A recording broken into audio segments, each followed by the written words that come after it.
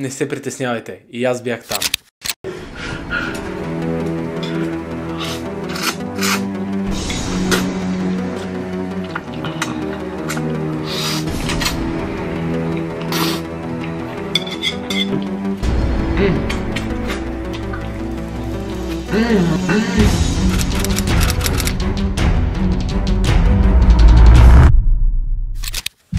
Надебеляването в днешно време е много сериозен проблем, защото повече и повече хора почват да ядат безразборно и всякакви боклуци.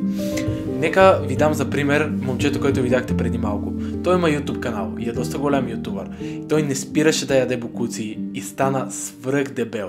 Представете си вие да сте така, на неговото място. Как ще се чувствате? Вие единственото нещо, когато сте дебел, може да ви се подиграват, да ви казват, че сте 300 литров и така нататък, защото нищо няма да ви се промени. Ще ви е трудно ходенето, ще ви е трудно като цяло движението. Ако не се вземете в ръце, няма как да станат нещата, защото аз лично ще ви кажа по-нататък как се справих и не беше лесно, с много усилия. Така че не искам да губите вяра в това. Бъдете силни и моля ви се, продължете да гледате и ще разберете как аз се справих с това и как вие да се справите с него също. Self-discipline is everything. And if you don't have it, I don't look at you right because I know you're capable of more. It's not discipline so much for me. It's all on you. It's all on you.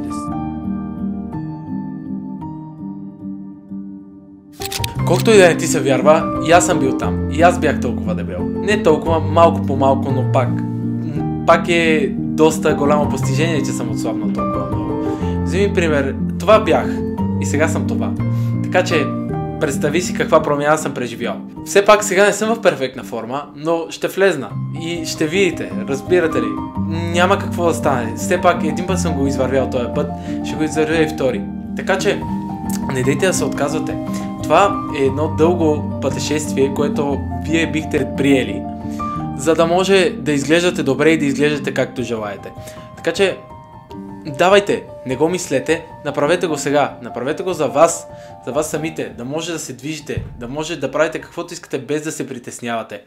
Така че поставете си една цел, която да ви е защо искате да отслабнете и спазвайте тази цел, защото като си поставите цел няма какво да стане, защото вие ще си я гоните тази цел. Както примерно аз си поставям в момента други цели в моя живот и си ги гоня на пълна сила, на макс.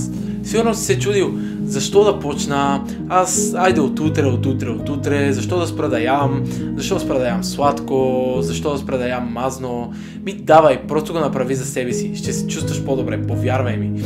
И ще разберете колко е хубаво най-нормално действие, като да се качваш по стълби, да е лесно за вас. Така че давайте, не бъдете мързеливи и отидете до фитнеса, направете кардио, почвайте да тренирате. Сега се питате вече как се справих. Сега ще ви дам моята кратка формула за успех. Аз исках да отслабна много бързо, исках да отслабна от зимата за лятото, за да мога да изглеждам добре, да привличам погледи и хората просто да си кажат: вау, това момче наистина успя.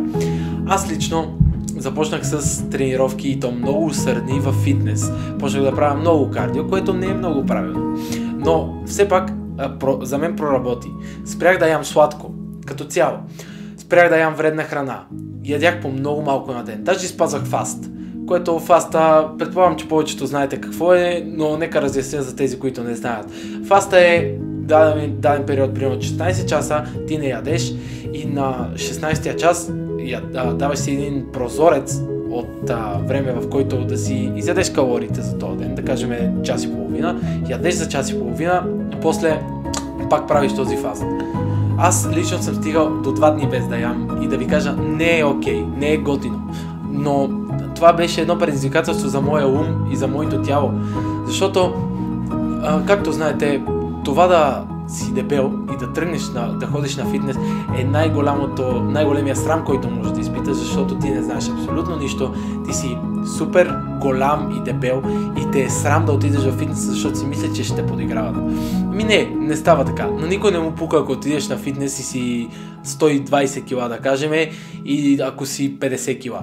Същата е историята. Няма никакво значение колко тежиш, на колко години си и как изглеждаш.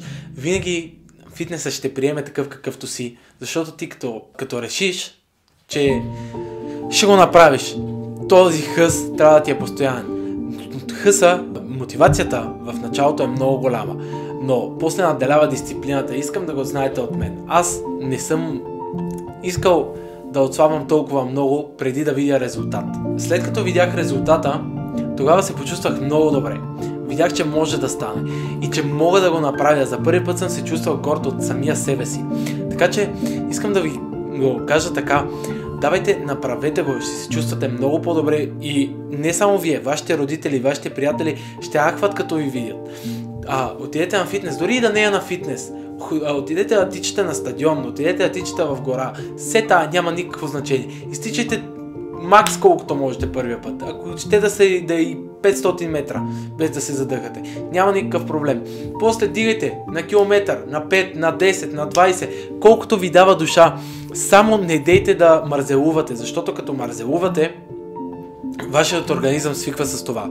И много трудно е даден навик да се премахне от някой човек. При това такъв навик, който е изграждан цял живот. Да ядеш непрестанно лоша, гадна и мазна храна. Така че искам да ви кажа едно. Направете го за себе си, не го правете за мен. И моля ви се, не бъдете като тях.